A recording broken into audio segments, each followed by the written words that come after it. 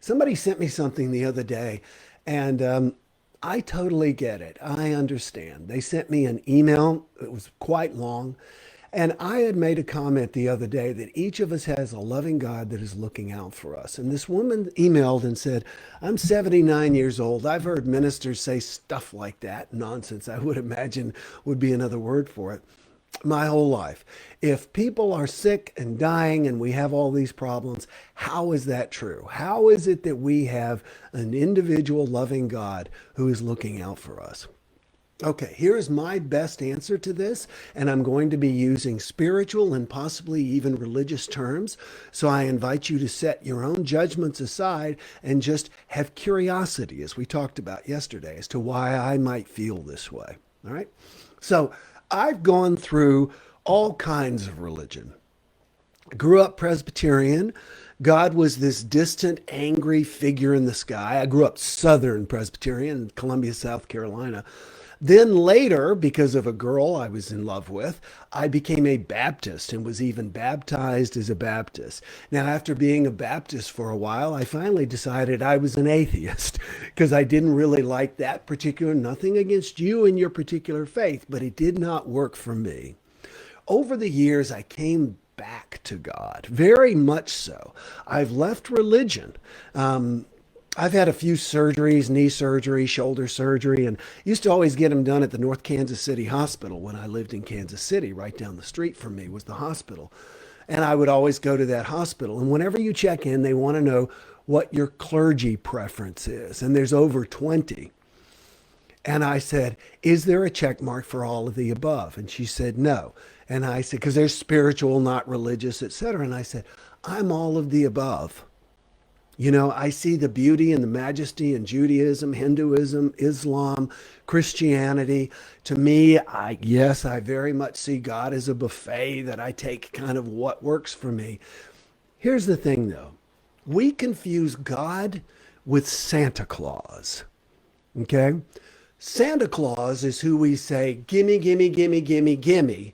And we expect to get at least a portion of that, especially as children, because what we're doing is we're talking about it and then it ultimately shows up, some or all of it. God, we tend to have almost nothing to do with until there's a problem. There's a wonderful joke told by Justin Wilson, the comedian, the Cajun comedian from New Orleans.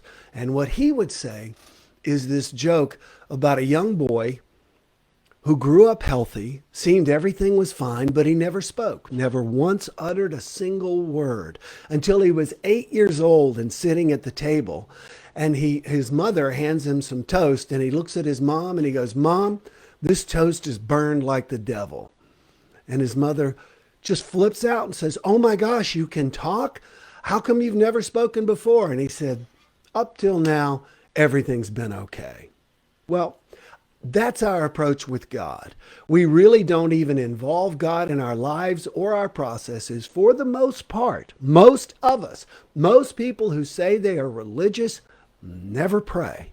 They never sit, oh, I'm praying when I'm walking outside. No, you're not. You're thinking about work. You're thinking about your family. You're thinking about a movie you saw yesterday.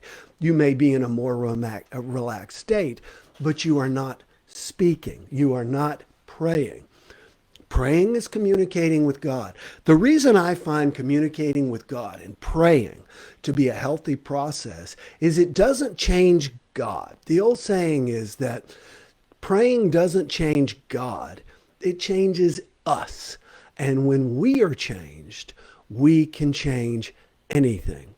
So as we look at the problems in our world, it's so easy to make God the scapegoat. That's what most people do. Someone once gave me something because I grew up literally believing there was a devil who was constantly trying to get me and drag me down to hell. I don't believe that anymore. Someone gave me a little plaque that said the devil was invented so human beings would have someone other than themselves to blame. And then she said something, which blew my mind, by the way. And then she said, I wonder if that's true of God as well. And I think our idea of God is often a scapegoat and someone as a last resort. God is the last person at the bar and you want to go home with somebody. You've tried everybody else, so you go and talk to God.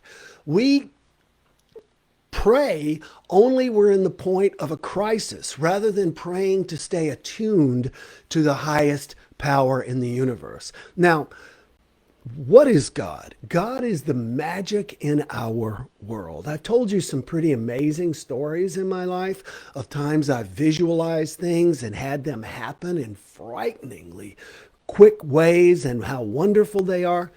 That to me is God. God also whispers to me. Remember, God is always that still small voice in your head. The ego speaks first and the ego speaks loudest. Let me say that again. In every case, your ego will speak first and your ego will speak loudest.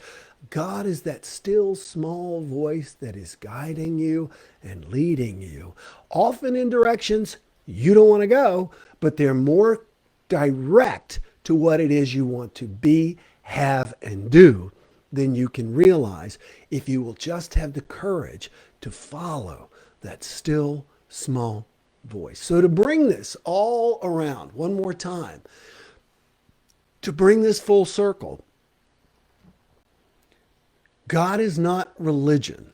People get together and they bind together, and we could talk all about religion. I've done lots of reading and writing about religion, how it came about, the reason people go to church on Sundays. One of the reasons was to make sure everybody was live. It was like a head count back centuries ago. Then it became a way of comparing clothing, as George Carlin said. Going to church was a way of comparing clothing.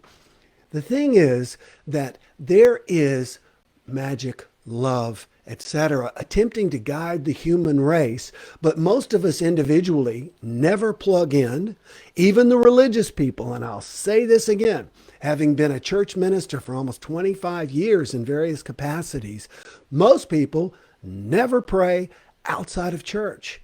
However, the happy, blessed people tend to have this running dialogue going on with their highest self. To me, that's God. So the challenges in the world, God didn't do them.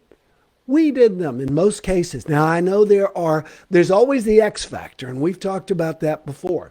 The coronavirus is a great example of the X factor.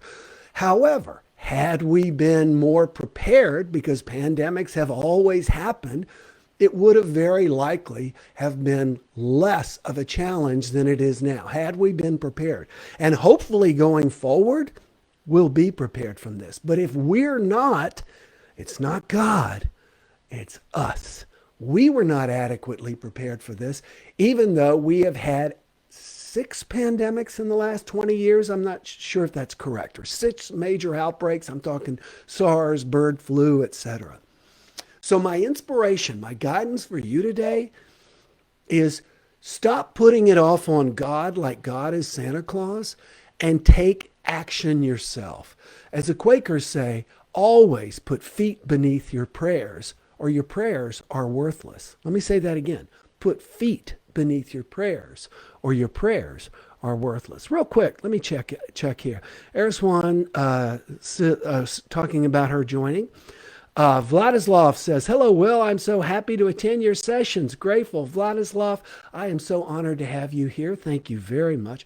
Trish, one of my complaint-free life friends, says, good morning, Will. I'm sorry I'm late. We'll listen to you from the beginning. That's cool. Victoria says, hello from sunny UK. Glad to hear that.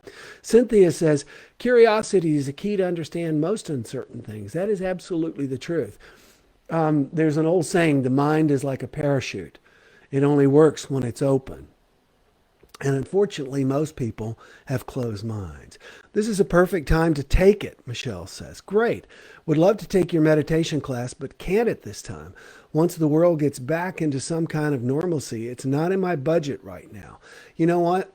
I get it, and I'm going to say this again. Let me use myself. I recently had the opportunity to hire somebody who was a marketing expert on online marketing programs and things like my complaint-free meditation, complaint-free life.